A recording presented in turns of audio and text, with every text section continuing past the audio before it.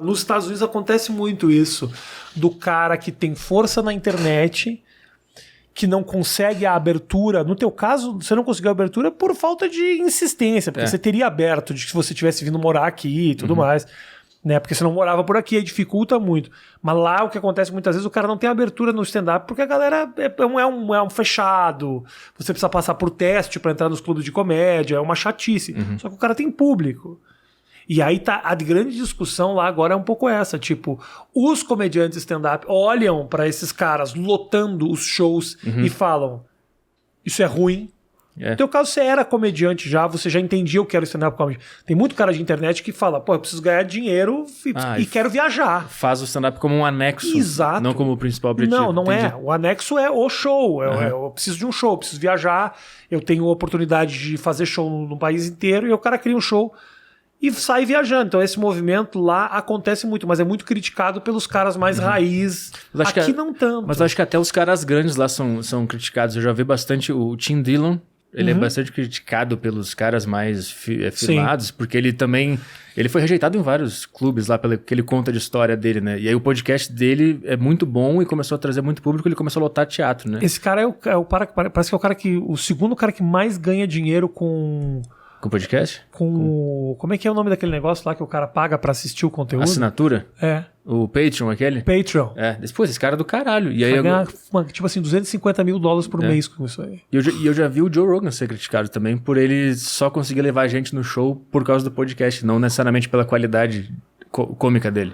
Eu já vi muita crítica nesse sentido. E eu discordo também, mas eu já vi muita gente falando isso. Mas muita gente... que critica é porque não sabia que ele tinha uma puta história como comediante antes do podcast. Mas eu abri o show do Joe Rogan lá. Sério? Abri porque depois que eu fui em Los Angeles, no Improv, ele tinha uma noite de quinta-feira e ele me chamou pra abrir o show dele. E é realmente o público do podcast que vai. Você sente assim, sabe? Você sente que o público tá lá muito por causa dele do que porque eu quero ver a comédia dele, eu quero ver ele. A galera tá meio porque quer ver ele. Então eu acho que mais frustrante deve ser pra ele mesmo. Ver esse tipo de fenômeno acontecendo. Mas meio que não é o natural. Tipo assim, se tu pegar o cara que nem o Bill Hicks, por exemplo. Ele chegou... Eu posso pedir, grande Matheus, você atende meu filho que ele tá me ligando e vê o que ele quer, por favor, pra mim? Desculpa. Babá eletrônica. Desculpa. Não, o Matheus faz tudo. O Bill Hicks, por exemplo, ele chegou num patamar que obviamente, ele era um comediante, todo mundo sabia, mas o cara queria ver ele. Se ele sentasse no palco e tocasse flauta, o pessoal ia querer ver. Mas aí conheceu ele por ele ser comediante stand-up. Ah, sim, tá. Chegou ali porque viu o conteúdo de stand-up dele. Sim. Ao contrário do Joe Rogan, o cara vê as entrevistas, gosta do Joe Rogan, se identifica com o pensamento político do Joe Rogan, e às vezes o cara vai no show, como eu vi muito isso, e ele não tá necessariamente falando de política em cima do palco. Ele tá lá falando dos relacionamentos de homem e mulher, de namoro, de casamento, de ter filho e tal. E eu não posso te dizer que é frustrante ou não. Eu vi a galera rindo muito.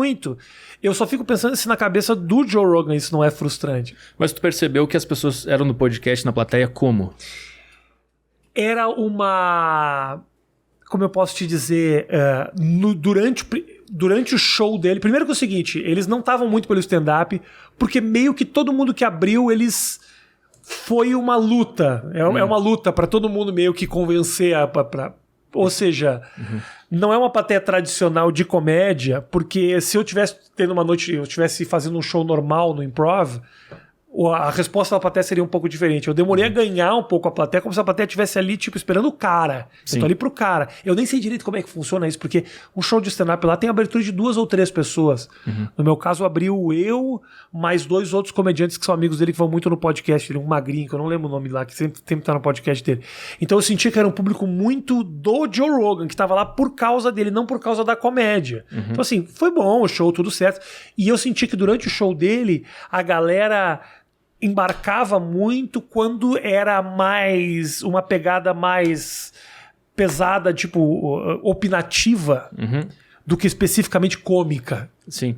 E aí eu senti que, a galera tá aqui muito pelas opiniões do cara, e não necessariamente o comediante tem que subir necessariamente a opinar sobre tudo que ele vê na frente dele. Às vezes o cara tá ali pra ser bobo mesmo, fazer piada porque ele acha engraçado. E essas eu sentia que a galera que eram boas e que a galera não embarcava tanto quanto aquelas que era pra você abraçar o meu ponto de vista. Aí eu falei, eu acho que é um público que tá vindo aqui por por causa mais do podcast do que pela carreira cômica do cara, que é gigantesca, de anos, assim. O cara faz isso há milênios e tal. E tem vários especiais, né? O cara faz vários coisa especiais mas eu acho que no caso, talvez a gente esteja falando de uma pessoa que você nem conhece. O Joe Rogan é o dono do maior podcast do mundo. Depois do A Deriva. Vamos dar o crédito devido aqui. Mas o Joe Rogan é um puta cara fudido e ele o que eu acho que a diferença é ele fala muito de comédia no podcast dele. E ele traz muito comediante amigo dele. Ele fala muito do Comedy Store, fala muito desses lugares lá tradicionais. E ele defende bastante a comédia, né? Defende bastante quando tem polêmica. Exato. Então eu acho que nesse atual momento a galera já sacou, entendeu? Que tem essa cena.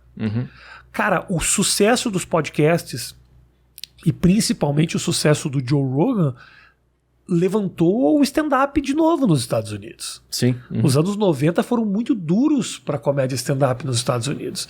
E 2010, 2012, quando começou essa parada dos podcasts, se levantou com muita força. Muito por causa disso. Ele fala desses lugares. Que é outra porta pro cara conhecer essa arte, né? Exato. Tu vai entrevistar um cara legal... E aí o cara que gosta da tua entrevista vai pesquisar quem é esse cara que tá entrevistando. Ele também faz comédia, então eu vou no show dele também.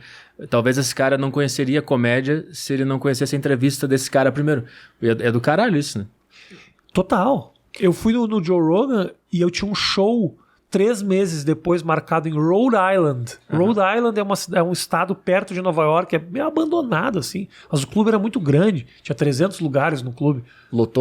Lotou 5 shows. Do caralho. Porque eu só falei assim, tipo, eu vou estar em outubro no Comedy Club do Rhode Island. Eu nem disse o nome, a data, porra nenhuma. Os caras tudo iam...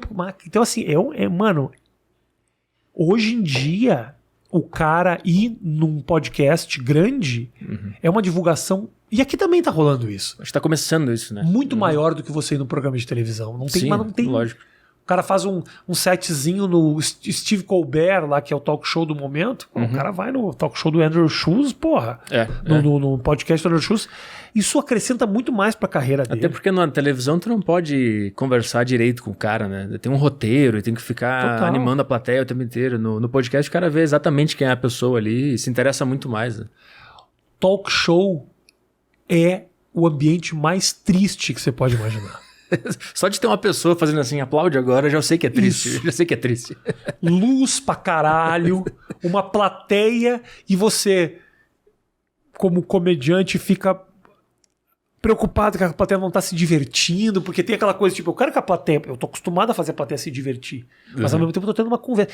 Quando que as pessoas têm uma conversa? Pensa que situação bizarra. Quando que 2 pessoas conversam com 200 pessoas aqui, ó. Aplaudindo. A cada 10 segundos. A cada 10 segundos. É ridículo. É uma loucura. É muito difícil. Quando tem aquela câmera meio aérea, assim, no talk show, que vaza a pessoa com uma prancheta, fazendo assim pra plateia, tu vê que é tudo uma mentira que tá acontecendo ali, né? É muito triste, cara. É muito triste.